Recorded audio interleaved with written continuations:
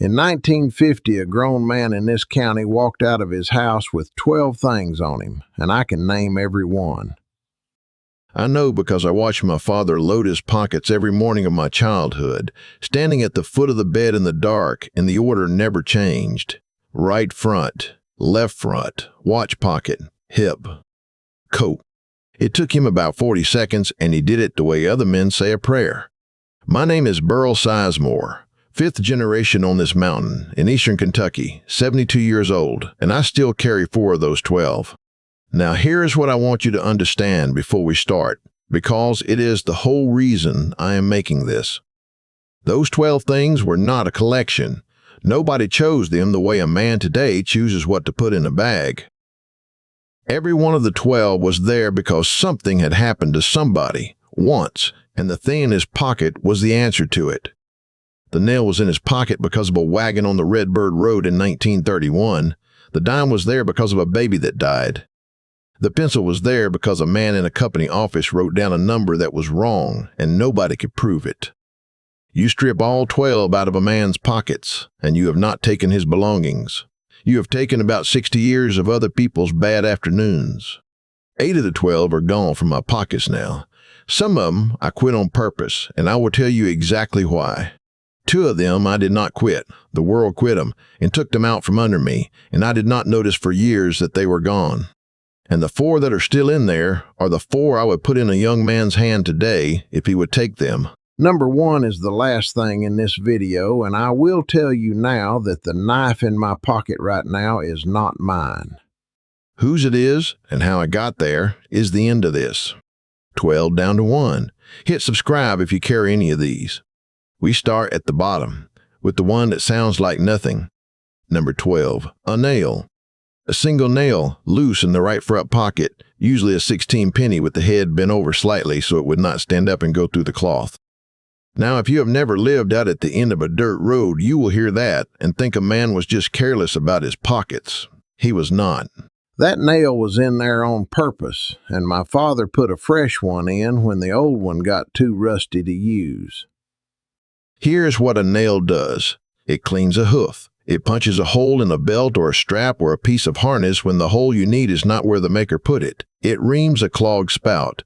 It scribes a line on wood or on metal when you have no pencil, and the scribe does not rub off in the rain like pencil does. Hold it in the fire with pliers, and it becomes a cautery for a bleeder on a hog or a dog, and I have seen that done twice. And it holds a thing together for the 4 hours it takes you to get somewhere you can fix it right. That is the actual job. Not the hoof, not the strap, the 4 hours. My grandfather's wagon lost a linchpin on the Redbird Road in the fall of 1931, 6 miles from the house, with a load on. A wagon without a linchpin drops the wheel and rolls the whole thing into the ditch with your mule in the traces. He put a nail through that hole and bent it over with a rock and drove home. Slow, and he walked at the head the whole way, but he drove home. That is the entire philosophy of the 12 things, sitting in one story, and it is the thing that modern people get wrong about how the old people lived. He was not prepared. He did not have the right part. Nobody had the right part. Yeah. What he had was one object with 100 uses in his pocket at the moment the wrong thing happened. I do not carry a nail anymore, and I will tell you honestly, it is because I have a truck with a toolbox in it, and the toolbox is 40 feet from wherever I am standing. That is not a virtue. It is just a different arrangement. Number 11, the snuff tin. Now I need to be careful here because I am not selling anybody tobacco. My father dipped, and it likely helped kill him, and I quit in 1988, and it was the hardest thing I've ever done. But I am not talking about what was in the tin. I am talking about the tin. A snuff tin is about 2.5 inches across, made of tin plate, with a lid that seals tight enough to keep powder dry in a rainstorm. And when it was empty, which was every week, it did not go in the fire. It became a container. And a man in 1950 had almost no containers. That is a thing that is hard to feel now. You have a drawer full of little plastic boxes and bags with zippers. He had none. If he needed to keep 8 fish hooks from going through his pocket lining and into his leg, or keep $1 worth of garden seed dry from the house to the field, or carry 3 aspirin, or keep a fine sewing needle from bending, That was the 10. My mother's kitchen had 11 of them on a shelf when she died, each one with a strip of tape and a word in pencil, buttons, seed corn, fuses, screws, tacks, and the one that stopped me cold when I found it, which said, in her hand, Grandmother's teeth pen. I still did not know what that was. The reason this one matters is that it shows you the arithmetic those people ran without ever saying it out loud. Nothing manufactured left that house. A tin can, a flour sack, a coffee can, a snuff tin. Every one of them had a second job waiting for it before the first job was even done. We do not do that. And I am not going to stand here and pretend to be better than you about it, because there are 2 plastic bags under my own sink right now with nothing in them. Number 10, the billfold, and what was actually in it. The billfold itself was leather, folded twice, worn to the shape of a hip, and most men had the same one for 30 years. What was in it is the interesting part, and it was almost never money. In my father's, and I have it in a drawer in the other room, a union card from District 19, United Mine Workers of America. A folded piece of paper with 3 phone numbers written on it, the numbers being 4 digits long because that is all the number was here. A photograph of my mother at about 19 cracked across her shoulder, and $2. Not $2 for spending, $2 that never got spent. When he needed money, he had money somewhere else. Those 2 were the 2 that stayed, and every man I knew had them, and I have never once heard a man explain why. The union card is the one I want to sit on for a second, because it is the item on this list that says the most about what a pocket was for. That card was proof that he was owed something. It was the only piece of paper in his possession that said a man who had never met him owed him a day of pay and a doctor. In a place where a company owned the house, the store, the scale that weighed your coal, and the road out, that card in the hip pocket was the only object he had that argued back. He carried it every day for 31 years, including the years the mine was closed, and the card meant nothing. I do not carry a billfold with a union card.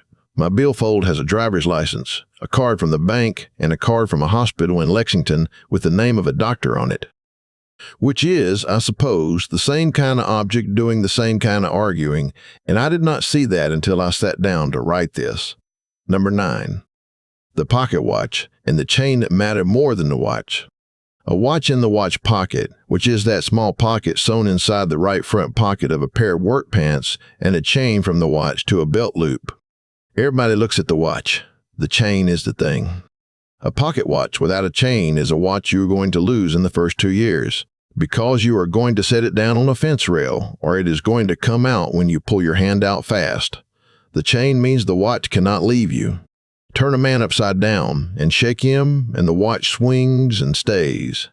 That is a design idea we have completely lost, and you can see it lost everywhere. Everything in your pocket right now is loose. Every one of us has had a phone go out of a pocket getting out of a car. Now the watch itself, my father's was an Elgin, 17 jewels, and it ran about 2 minutes fast a week, and he never corrected it. He set it right on Sunday and let it drift all week and did the arithmetic in his head. I asked him about that once. He said a watch that is 2 minutes fast never made a man late. There was a hard reason for a watch in a coal town that has nothing to do with being punctual. Shift change. If you were not at the drift mouth when the shift turned, you did not work that day, and you did not work that day meant something at home in the winter. There was a whistle, but on the far side of a ridge in fog you could not hear the whistle. The watch was the difference between a day's pay and no day's pay. The chain also had a second purpose that nobody wrote down, and I only know it because my father told me. If a man came at you, you took the watch off the loop and you had a weighted chain. He never used it. His father, he said, used it once in Harlan and would not tell him what happened after. I quit carrying a pocket watch in about 1974 for a wristwatch, and the wristwatch went away in about 2006 for a telephone, and I want to point at something in that sentence. The pocket watch had one job and did it for 50 years. Yeah. The telephone has 400 jobs, and I replace it every 3. Number 8, the carpenter's pencil and the tallybook. A flat pencil, the kind that will not roll off a board, sharpened with a knife and not with a sharpener, so it had that chopped look. And a small notebook, oilcloth cover, about the size of a deck of cards, in the shirt pocket. Now, this is the one I would fight for if I could only put one of the 12 back into a young man's pocket. Because here is what that little book was. It was the only record. He wrote down what he was owed, hours worked, loads hauled, who borrowed what the scale said the coal weighed in his hand before it went in the company's book, money lent to a neighbor with a date beside it, what a hog weighed when it went in and what it weighed coming out. There was no receipt for anything in this county in 1950. Almost nothing was written down twice. If a man in an office wrote a number and you had nothing, then his number was the number. That book was a man saying quietly that his memory of the thing counted for something. And the way they used it is the part that gets me. Nobody ever pulled a tally book in an argument. That was not what it was for.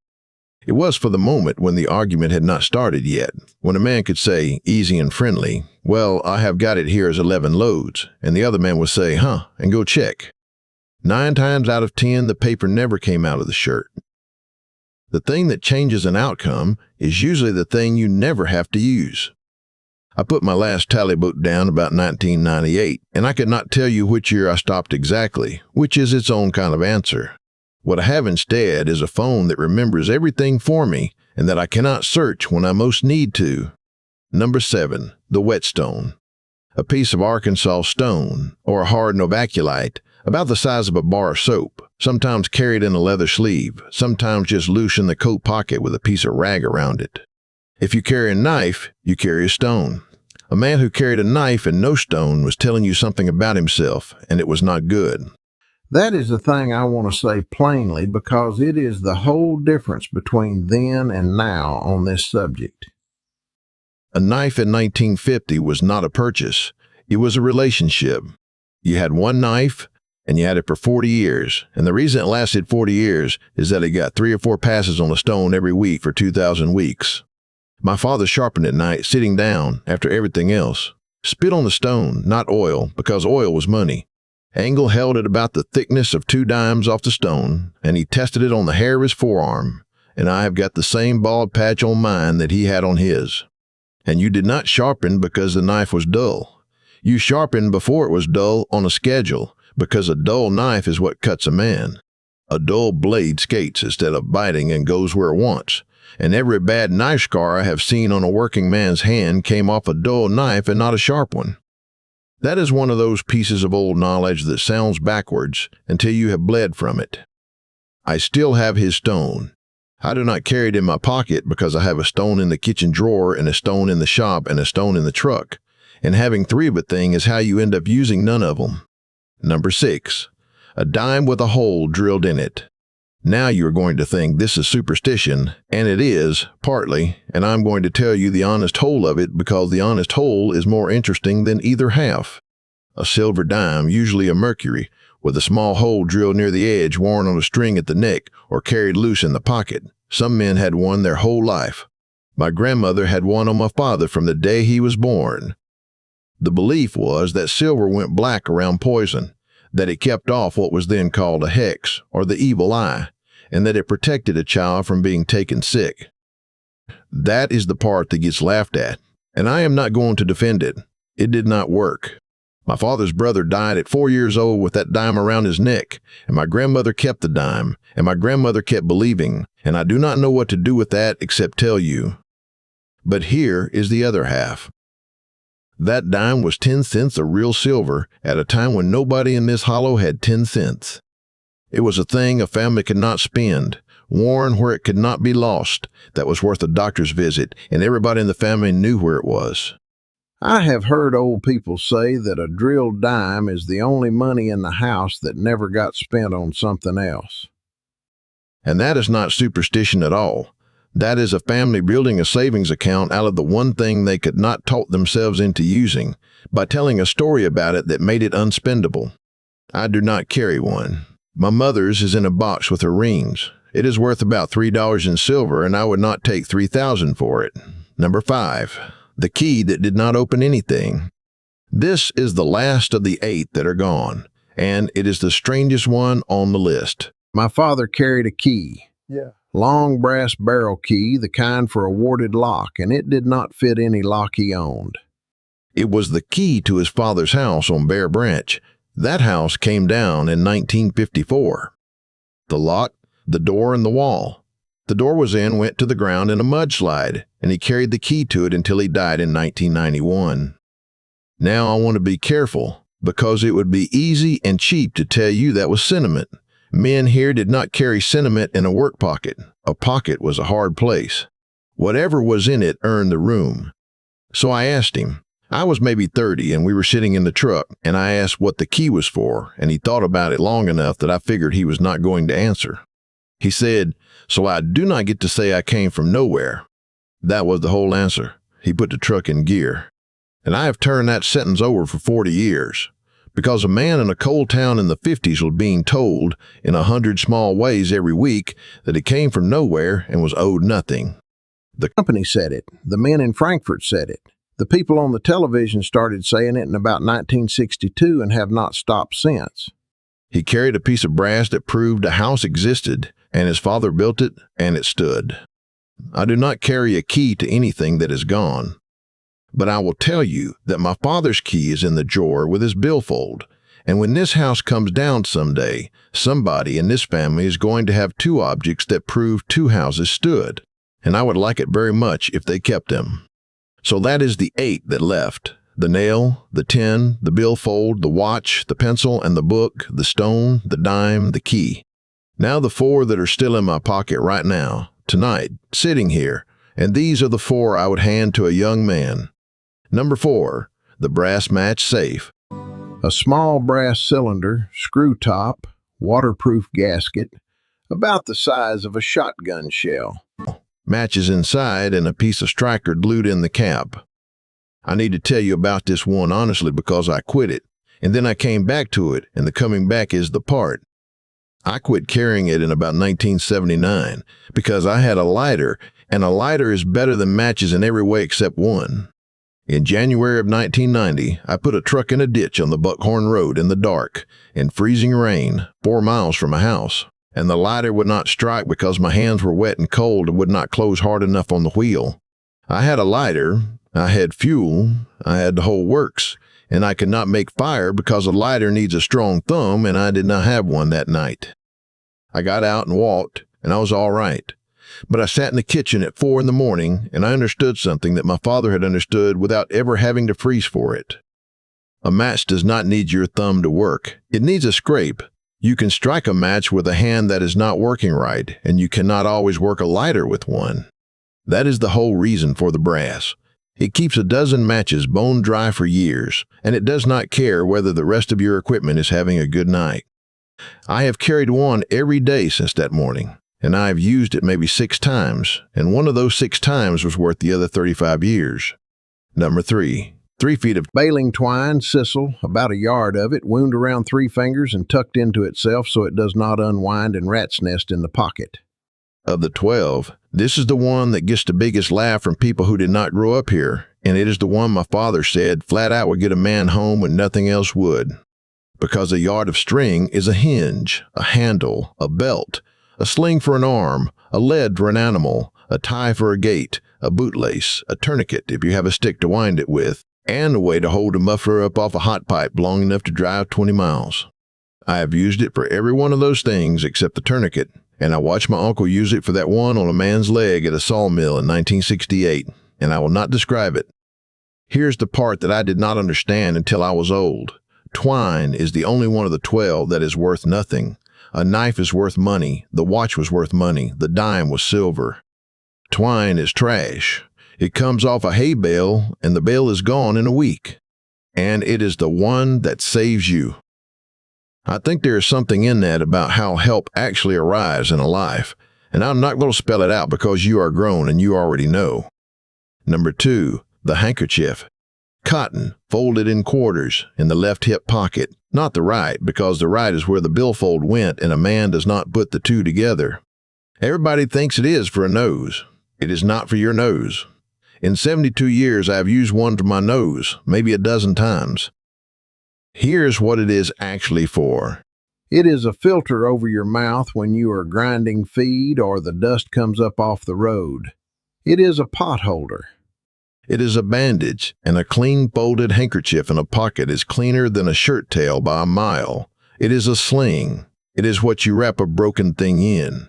It is what you lay on a truck seat before you set a dead bird down on it. It is what you tie on a fence wire to mark the spot you are coming back to. And it is the only one of the 12 that a man carried for other people. That is not a small thing, and I want to say it out loud. Every other item on this list is for you, to keep you working and get you home. The handkerchief is the one you hand to somebody. You give it to a woman crying at a funeral. You give it to a child with a bloody nose at a ball game. You give it to a man who is sweating out something bad and cannot ask for help. My father handed his to my mother at his own brother's funeral in 1961, and she used it and she kept it, and it was in her things when she died. I have got it. He put a clean one in that pocket every single morning of his life, and I have understood since I was about 50 that he was not carrying it in case he needed it. He was carrying it in case somebody else did. Number 1, the pocket knife. And I said at the start that the knife in my pocket right now is not mine, so let me finish this properly. The knife of that time and this place was a stockman. 3 blades, a clip, a sheepfoot, and a spay, bone or jigged handle, carbon steel, not stainless, because stainless would not take the edge that carbon takes, and a man would rather sharpen more often than cut worse. Carbon steel goes gray and then almost black, and that dark patina is not neglect. It is the finish that keeps it from rusting through, and any man who scrubbed his knife bright with steel wool got laughed at and deserved it. One knife, 40, 50 years, sharpened every week on the stone that was number 7 on this list. I will not run the list of what a knife did, because you have got the idea by now, and because I made a whole video about the 4 things that came out of my grandfather's pockets on the day he died, and the knife was the first of them. What I want to tell you instead is what happened to mine. I carried my own knife from age 9 to age 64. 55 years, one knife, a case Stockman my father put in my hand. The fall I turned 9, and I laid it on the seat of a truck at a hardware store in Hazard in 2018 and drove off, and that was the end of it. I went back within the hour. It was gone. Now I want you to understand, this was not a valuable object. It was worth perhaps $40. I went home and I did not say much that evening, and my wife left me alone about it, and about a week later I understood that I was grieving at 64 years old over a piece of bone and steel, and I felt like a fool. That Christmas my son gave me a knife. It was my father's. He had gotten it from my mother's things 15 years before and said nothing about it, and kept it in a drawer in his own house all that time, waiting, he said, for the right reason. So the knife in my pocket tonight was in my father's pocket every day from 1948 until 1991, and it has been in mine since 2018. And the blade on it is worn down, thin and narrow from 70 years of stone. You can see how much of it is gone.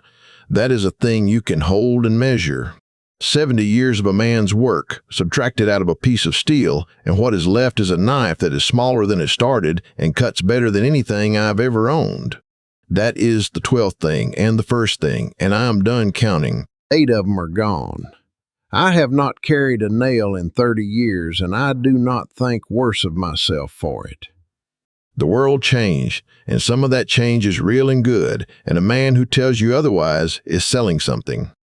But I would say this to a young man, and I would say it once and then leave him alone about it. Every one of those 12 things is small, cheap, and does more than one job. Not one of them needs a battery, a signal, or another object to work. Every one of them was chosen because of something that happened to somebody, and every one of them is the answer to a question you have not been asked yet. You do not need 12. My father did not need 12 either, by the end. Start with 4. A knife, a string, a cloth, and a way to make fire. That is what is in my pocket tonight, 72 years old, sitting in a house my grandfather's brother built, and it is what will be in it the day somebody empties them out onto a kitchen table. If you carry any of these, put it in the comments and tell me what state you are in. I read every one of them.